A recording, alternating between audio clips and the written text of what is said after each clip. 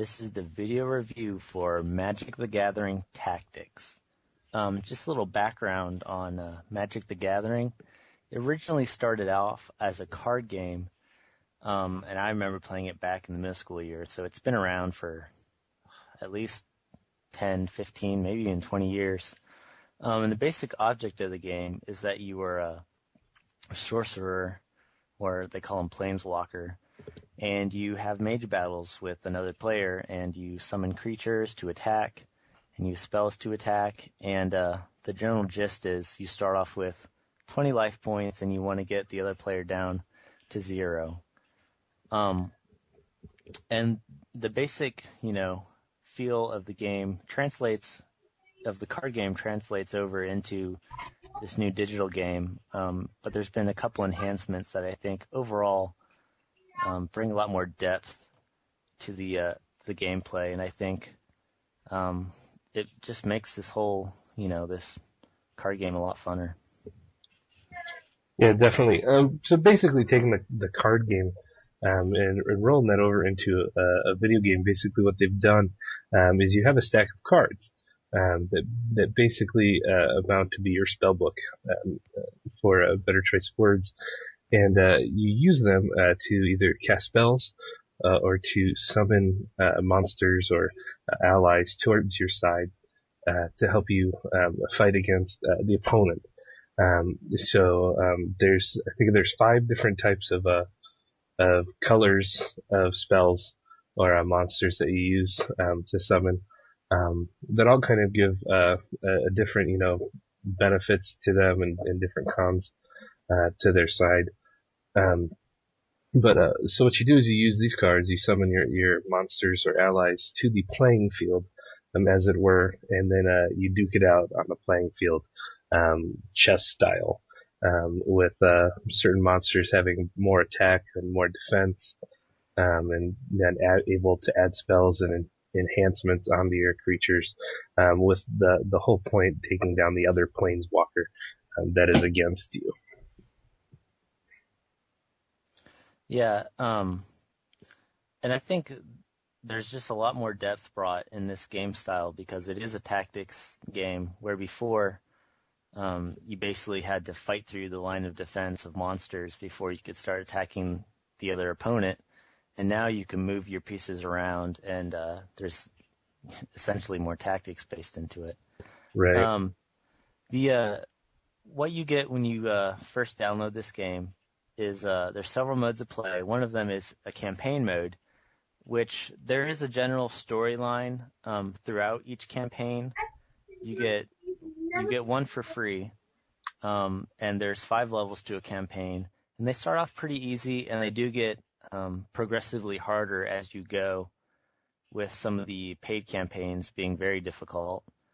And I like the campaigns because it's not you appear on the battlefield, kill everyone on the battlefield. There's some missions where you have to activate stones, and so that's your main objective, is to get your planeswalker over to the stone to activate it. There's ones where you just have to take out the magician. There's ones where you have to destroy certain things on the battlefield. So they've done a very good job at varying. It's not spawn, kill everything, and win the mission, which is refreshing. Yeah, and they've used a lot in the campaign. They use a lot of the playing field, adding different stuff in to give each level a different feel to it as well. Moving from the campaign here, they also have another mode of playing is online, and I think what they call pickup matches, to where you go in and you can either challenge or you can play a random person in an online match, to where the point is to kill them as a planewalker. This is something that Ben and I have done, and we had some fun in it. And basically, the game mode is kill the other person, or the first one to have their timer run out loses. And you have 20 minutes, I think, for your timer, and every time it's your turn, your timer starts going down. But this is really fun, and it gives you added playtime, whereas if they only had campaign mode, you'd kind of get bored with that after you finish it all. But this, gives you some, you can play against friends, or just pick up matches against random people to keep the game fresh. Yeah, in addition to the pickup mode, they also have some tournament modes, which I haven't got a chance to get into, just because I know I would get hosed because I'm not as high level as some of the people competing. But there's 3 different tournament types you can join in on. There's the open tournament, which is just a leaderboard style, and then there's also a constructed tournament, which is 8 people, single elimination. That one costs 30 gold to enter, and we'll talk about gold a little bit later. The first one is just 1 gold. And then there's also, I think it's called the draft tournament, and that's 8 players, best of 3 wins. And the cost to join that one is 20 gold plus 3 expansion pack, or 3 card decks. So now that I've talked about golden cards, you're like, what is that? Well, there is a marketplace that they've incorporated into this game, and you can get gold in the game by doing daily battles that they change this daily battle every day. It's single player only, but when you beat it, you can get 2 gold and you can get 50 experience points. So you can also buy gold using your station credit if you pay for the game. So then you take this gold and you can go on to an online marketplace and you can buy cards off this marketplace that other people put up. You can buy your way into tournaments, and then with station credit you can buy starter packs, which are card decks.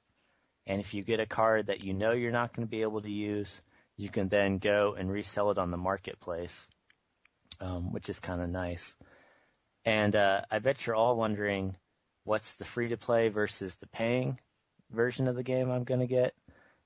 With free-to-play, you get your starter deck, you get 1 campaign, you have access to the versus, you have access to tournaments if you have gold, which I think you start off with 20, and you can do the daily battles.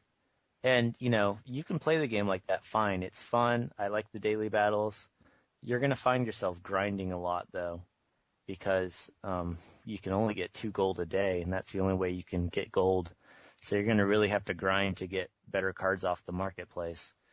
Whereas if you pay, you can get more campaigns, which level your character faster, which get you special perks, which gets you more cards.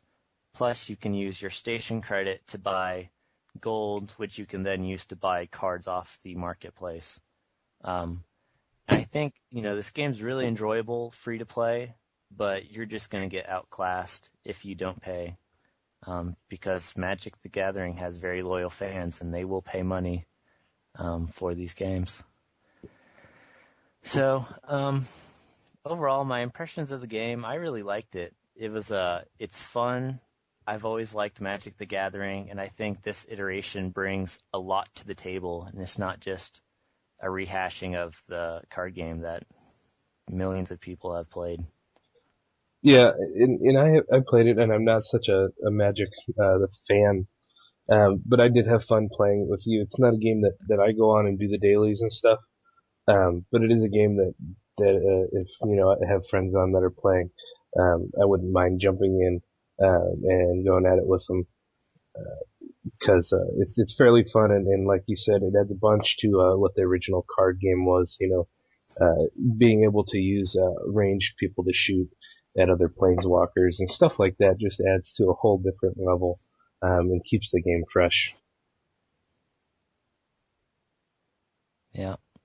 Well, we hope you enjoyed our video review, and if you're interested, check it out. It's free to play. Just go to Sonia Online Entertainment. Yes, there shall be a link. All right, thanks.